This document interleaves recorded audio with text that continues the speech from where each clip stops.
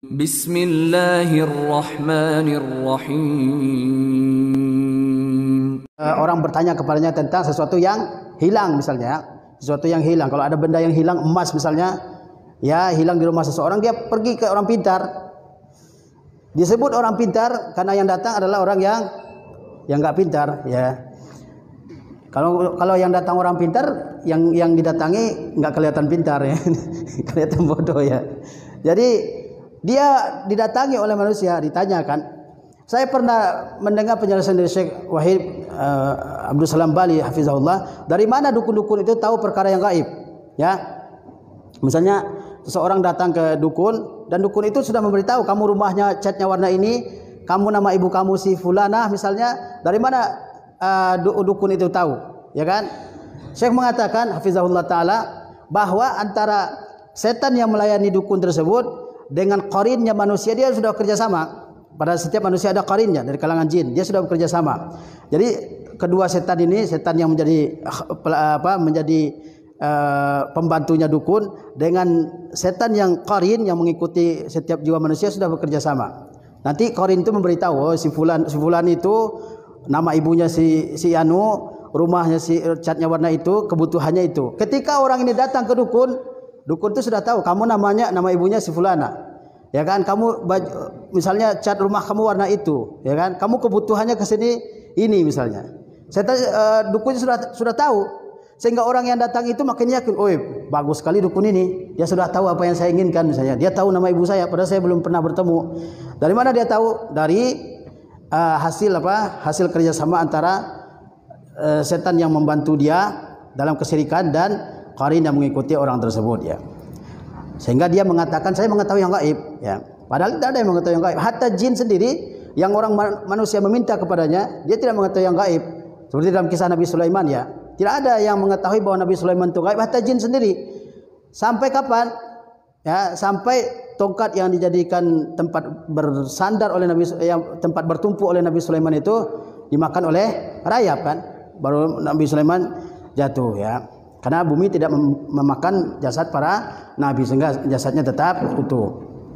Jadi berhati-hati, ya, kalau ada orang yang mengetahui sesuatu yang gaib, ya, sesuatu yang gaib. Ada misalnya perkiraan cuaca, itu perkiraan, ya, perkiraan dengan melihat tanda-tanda di alam, ya, itu bukan termasuk mengetahui yang gaib, ya. Tapi kalau orang mengatakan pasti dia mengetahui yang gaib, ini adalah tagut yang harus kita jauhi, ya. Rasulullah SAW dalam banyak hadis mengingatkan kepada kita agar tidak mendatangi dukun-dukun, ya. Man ata kahinan fasa'alahu an syai'in falam tuqbalahu salatun arba'ina yauman. Ya, barang siapa yang datang ke dukun dan bertanya saja, ya. Itu dia tidak diterima salatnya selama 40 hari, ya. Nah, jangan pernah datang ke dukun, ya. Kecuali dukun beranak, ya. Kemudian juga kalau dia datang ke dukun dan dia bertanya dan percaya, dia telah kafir kepada Al-Qur'anul Karim, ya. Saya dikatakan sebagai orang apa? Sebagai orang yang kafir, ya. Dan dia takut. Jadi ini yang penting, ya. Dia mengatakan bahwa hukum selain hukum Allah itu lebih bagus misalnya daripada hukum Allah, atau dia katakan lebih cocok daripada hukum Allah zaman sekarang, ya. Hukum Allah itu hukum di zaman onta, sekarang di zaman Toyota, ya. Enggak cocok lagi, ya. Dulu naik onta, sekarang naik pesawat, ya. Hukum yang 14 abad yang lalu sudah tidak cocok zaman sekarang, ya. Dan dia juga meyakini bahwa hukum selain hukum Allah hukum baik yang batil. Namun dia tetap berhukum dengan selain hukum Allah SWT. Mungkin karena menerima sogokan misalnya, atau karena dia supaya berbasa-basi dengan orang lain, ya, supaya orang lain enggak tersinggung, supaya orang lain tetap ikut ke dia misalnya. Kalau enggak diancam tidak ikuti pemerintahannya misalnya, maka dia apa? Fahaza yu'tabaru kafiran al-kufral aswad. Dia dianggap sebagai kufur yang kecil yang tidak mengeluarkan dari agama. Lakinnahu ala khatarin azim. Tetapi dia sedang menghadapi bahaya yang besar. Ala tariqin qad yasilu bihi ilal kufri. Dia berada di suatu jalan yang bisa membawa dia kepada kekufuran al-mukhriji minal millah. Kekufuran yang bisa mengeluarkan dia dari agama iza tasahla fi hadzal amri. Apabila dia bergampang-gampangan dalam masalah ini. Paham, ya? Jadi orang yang dia mengatakan bahwa hukum Allah itu hukum terbaik, hukum Allah itu hukum yang wajib diikuti, hukum Allah itu adalah hukum yang hak, yang benar, yang adil, tapi kemudian dia tidak ikuti hukum tersebut, malah diikuti hukum yang lain, hukum buatan manusia, ya. Dengan alasan misalnya apa? Dengan alasan misalnya supaya kita bersatu. Kalau hukum itu hukum Allah saja, banyak orang yang tidak mengikuti kita. Mereka keluar dari persatuan kita misalnya, ya. Atau mungkin dia tidak berhukum dengan hukum Allah, sementara dia meyakini dia tidak berhukum karena disogok orang lain misalnya. Kamu jangan berhukum dengan hukum Allah, pilih hukum lain, ya kan? Dengan apa? Dengan sogok dari orang lain, dari rasuah dan seterusnya. Ini dia, pertama, dia tidak dikatakan keluar dari agama Islam, akan tetapi dia berada di atas bahaya yang besar, ya. Dan dia sedang berada dalam suatu ancaman, yang ancaman tersebut mungkin bisa mengeluarkan orang tersebut dari agama apabila dia bermudah-mudahan dalam perkara ini, ya. Kemudian yang ketiga, sebagaimana Allah berfirman tentang tentang hal ini, ya, wa man lam yahkum bima anzalallahu fa ulaika humuz zalimun. Dan barang siapa yang tidak berhukum dengan apa yang Allah turunkan, maka dia termasuk di antara orang-orang yang zalim, ya. Kemudian yang ketiga, orang yang berhukum bukan dengan hukum Allah Subhanahu wa taala, tapi berdasarkan ijtihadnya, dan dia salah dalam ijtihad ini. Misalnya kalangan fuqaha, ya. Kalau begini, maka dia apa? Ijtihadnya salah, akan tetapi orang tersebut tetap mendapatkan pahalanya. Sebagaimana Rasulullah SAW bersabda, "Iza hakamal hakimu fajtahada summa asaba falahu ajran, wa iza hakama fajtahada summa akhta'a falahu ajrun." Apabila seorang hakim berijtihad, kemudian dia tepat dalam ijtihadnya, maka dia mendapat 2 pahala. Dan kalau dia menghukumi dan dia berijtihad lalu dia keliru, maka dia mendapatkan 1 pahala, ya. Seperti misalnya ijtihad para qadhi di mahkamah-mahkamah, ya, dan seterusnya. Mereka sudah berijtihad, mengerahkan segala kemampuan mereka untuk sampai kepada kebenaran, akan tapi mereka tidak memperoleh kebenaran dalam apa yang mereka putuskan, ya, maka mereka diampuni kesalahannya, ya.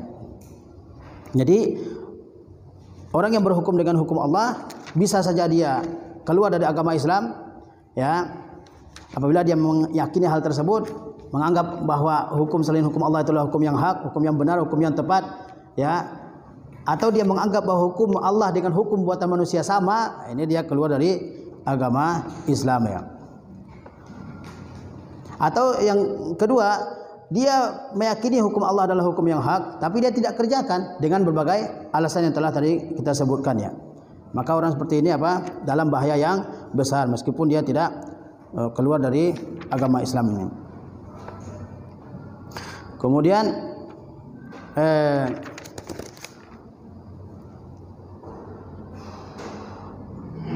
wa dalilu qauluhu ta'ala, dalilnya adalah firman Allah Ta'ala, la ikraha fid din qad tabayyana ar-rusydu minal ghayyi faman yakfur bit taghuti wa yu'min billah faqad istamsaka bil urwatil wusqa la infisama laha wallahu samiun alim, ya.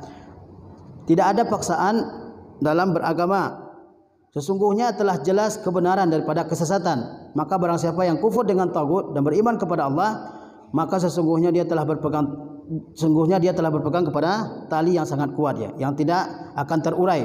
Wallahu samiun alim, dan Allah itu Maha mendengar lagi Maha mengetahui, ya. Ini dalil yang menunjukkan bahwasanya kita wajib kufur kepada tagut dan wajib beriman kepada Allah Subhanahu wa taala. La ikraha fid din, tidak ada paksaan dalam beragama, ya. Tidak ada paksaan dalam beragama. Para ulama berbeda pendapat tentang ayat ini, ya, tentang ayat la ikraha fid din, tidak ada paksaan dalam beragama. Ada yang mengatakan bahwa ayat ini turun tatkala ada orang-orang Arab yang masuk Islam dan keluarganya belum masuk Islam. Maka orang-orang yang telah masuk Islam ini ingin memaksa keluarganya untuk masuk ke dalam agama Islam. Maka Allah menurunkan firman ini nih, la ikraha fid din, tidak ada paksaan untuk beragama Islam, ya. Ya. Tetapi harus kita pahami bahwa ayat ini bukan pengakuan semua manusia untuk ikut agamanya masing-masing, tidak, ya. Yang kita katakan la ikraha fid din, kalau begitu enggak ada dakwah, enggak ada seruan kepada tauhid, ya.